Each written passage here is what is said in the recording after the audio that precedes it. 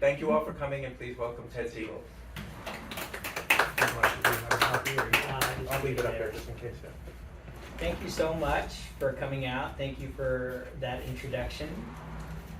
Thank you to Jonathan for being here with me, and to Punctum for everything. I recently recorded a video about my book where I unpacked the book's major ideas. The experience of work as we know it today, what I call the post-work political imaginary, the politics of the refusal of work, wage-based society's trajectory and the idea of a post-work society, the collapsing occupational pseudo-public sphere, and exodus and counterpublics. And I didn't get to all of it, and it took the better part of an hour. So this talk is 10 to 12 minutes, and Jonathan and I agreed that it would be interesting to try to tug on just one thread, the theme of a new sort of generational politics, something that I think is actually becoming discernible, and which I would like to further encourage. Just a little. So I'm only going to touch briefly on two of the items in the book's itinerary, the experience of work as we know it and the idea of a politics of refusal. Although the focus of this generational politics is, of course, millennials and Zoomers, and Alpha coming up, this all started out with a personal reflection on what was happening to people like me, professional Gen X types, who are already tapping out of their primary careers in their 50s, ready or not, in significant numbers. Some of it is certainly associated with the COVID-19 pandemic's so-called Great Resignation, beginning in 2021. But when I talk to friends in their 50s who work in the tech sector or finance or other professional managerial jobs, most report back that there is no effing way that they're going to make it to 60, much less 65, regardless of their retirement savings. And I hear reasons that have actually been with us or coming on for a long time, things that were only accelerated by pandemic disruptions. Most aspects of this experience of work are also shared by lots of younger workers in all sectors and across class divides, already in their 30s and 40s. Burnout, bore out, the bullshitification of jobs, extreme stress and PTSD anxiety brought on by massive overtime, 24/7 communications, job precariousness, non-collaborative management cultures, authoritarian employment contracts and surveillance, workplace toxicity, and really unpleasant experiences in the labor market. Lack of response due to things like opaque algorithmic gatekeeping or endless rounds of interviews that go on for months, ghosting, psych tests, drug tests, the overhead of managing online presence and self-promotion on social media.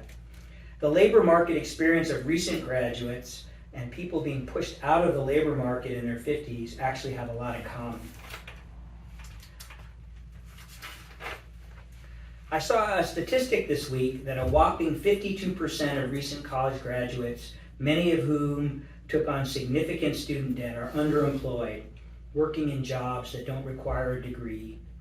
And since real wages are going down in any case, they are not on track to land the higher paid, dependable jobs they need to escape their debt burden. Needless to say, those without degrees working in dead-end jobs outside urban corridors continue to be subject to what has been termed working class deaths of despair, brought on by alcohol, drugs, eating disorders, etc. Work is just not working for ever more people and in ever more ways. As subsistence, i.e. the problem of the working poor. As a source of social mobility and self-worth, college graduates making you a latte. As precarious, as pointless or unnecessary, and even socially damaging. As incredibly stressful and thus bad for your health. As poorly distributed, people have too much or too little. And finally, as something possibly endangered and facing extinction as a result of increasing automation. If you look around to see how this overall experience is being framed, what do you see? there are 2.8 million people on the anti-work subreddit, mostly just complaining bitterly about how their employer is a complete scumbag and how the labor market is a total nightmare. In the mainstream media, a lot of finger pointing. New grads say that they can't get entry-level jobs, employers say they can't get qualified people, and then say that they aren't being prepared properly by college. Prepared for what exactly? Presumably to be able to adapt to advanced technological capitalism's constant crises, and for a life of total absorption in work with little life dividend for doing so. If you look around and try to characterize the various popular books and online discussions about the problem with work today, you find something at quite a distance from the concerns of the organized labor movement and the traditional left. Much of this literature presents what I describe in the book as an unacceptable either-or. Workers are encouraged to either lean in and to work on their effectiveness and efficiency or work-life balance, to accept some version of the prosperity gospel in order to become winners, to become more effective human capitals. Or else, they are encouraged to embrace some form of palliative care for these same neoliberal selves by means of personal projects of self-optimization, recovery, and wellness that are available to them in the capitalist spirituality marketplace. Signs of the Great Refusal is first and foremost an attempted intervention aimed at this overly constrained set of possibilities. To be completely frank, I'm here to challenge a dogmatic adherence to the work ethic, and I want to intensify your class antagonism. The book is leftist political and social theory designed to give ammunition to younger generations of workers who want to challenge the dominant paradigm of work today.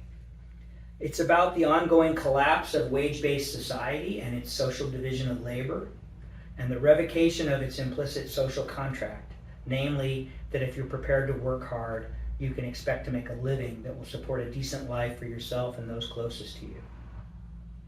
It's about figuring out pathways to self-valorization rather than the valorization of capital. And it involves beginning to imagine the transition to a post-work society where the conditions of work and social experience generally have been radically transformed. The book aspires to be what Jonathan Alexander has referred to as an instance of unruly rhetoric. I fully recognize that generational politics tend to be treated with skepticism by the traditional left. The common refrain is that they are anti-solidaristic and tend to be focused just on so-called social issues, and they tend to be fleeting because youth cultures mostly blow themselves out rather quickly. But to cut to the chase, I don't belong to what I sometimes call the Puritan traditional left, addressing myself theoretically only to some idealized industrial proletariat. Along with advocates of open Marxism, the operaismo theorists, and some anarchists, I think it's important to think of class first and foremost in terms of struggle. I opened the last chapter of the book with this quote from Gigi Ruggiero. Class doesn't exist naturally. Class is not a question of stratification, but of counterposition. Class means class antagonism. As Tronti says, there is no class without class struggle. And class struggle is never based on ideology or the satisfaction of identity, but is always a political wager, rooted within a historically determined class composition. There is no class struggle without class recomposition. If traditional wage labor, as it was understood under Fordist industrial capitalism, is steadily disappearing, and its associated wage-based society is breaking down, then surely we are entitled to ask, how should we understand work today in the post-Fordist digital age? By seeking to answer this question, younger generations of workers can begin to comprehend their own position in the world relative to capital. In the language of operaismo or autonomia theorists, by doing so, they study what is called their own class composition, as well as its decomposition by de-skilling and the imposition of technological dead labor by advanced neoliberal capitalism. Hopefully, they also explore new potentials for intergroup solidarity, potentials that come with recognizing the reality of impending climate catastrophe, for example, which has reshaped their priorities and has the effect of singularizing them in relation to other generations. So if you ask, okay, but why generational politics? All you have to do is stop and think about the short timescales that may be left to us to make radical changes. Understanding the new class composition in practice can mean things like using the tools and capacities of the digital age for sharing and interpreting common experiences. You see a glimpse of it, for example, when someone takes a stand on social media and says, I'm only going to do up to 20 hours of interviews for a particular job opening. Beyond that, a prospective employer is going to have to pay me. And then others follow suit. All sorts of formal and informal sociological microanalyses of what is actually happening at work needs to be reflected in order to formulate responses. Gee, I guess nobody wants to work anymore, says the heartbroken CEO, struggling to find the service workers their business model requires. The reply back from prospective workers is an audible moment of pushback, even if the mainstream media doesn't want to pick it up. It's not that nobody wants to work. Nobody wants to live just to work, and nobody wants to work to just to increase shareholder value. It's that nobody wants to be exploited to the point that they are working essentially for nothing. Nobody wants to be commodified to the point of being considered disposable. To the extent that younger generations comprehend the new class composition, they actually begin the work of recomposition, which is founded in resistance, refusal, the establishment of counterpublics, and other assertions of self-valorization and autonomy. This is how a generational politics can be made to dovetail with the politics of class. So along with various unruly critiques, like the one in this book, there can and should also be real-world social interventions to challenge capitalist dogmas about work and to deprivatize and thus politicize it.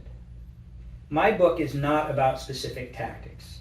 It's about encouraging a culture of refusal and reimagining work as we know it today as a political issue rather than simply a distressing privatized experience. Nevertheless, figuring out tactics is necessary because the politics of the refusal of work as we know it is not optional.